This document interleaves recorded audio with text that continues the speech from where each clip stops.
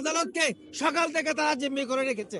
আমাদের চট্টগ্রাম নাকি শেখ হাসিনার বাংলাদেশ নরেন্দ্র মোদী।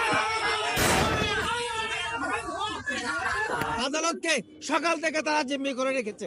আমাদের চট্টগ্রাম নাকি শেখ হাসিনার বাংলাদেশ নরেন্দ্র মোদীর বাংলাদেশ। আমার ভাইকে কিরিচ দিয়ে কোপ দিয়েছে।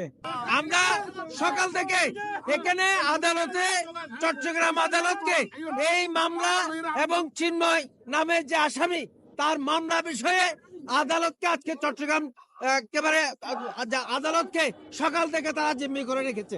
আমরা আসলে মুসলিম যে আইনজীবীরা আছেন কিংবা বিভিন্ন রাজনৈতিক দলের সমর্থিত যারা আইনজীবীরা আছেন তারা কাউকে বাধা দেন নাই, কারণ আমরা আইনজীবীরা মনে করি যে আদালত হচ্ছে আইনের জায়গা। এখানে আইন সবার জন্য সমান, আইনের আশ্রয় লাভের, আইনের সহযোগিতা পাওয়ার অধিকার সবার আছে। এই কারণে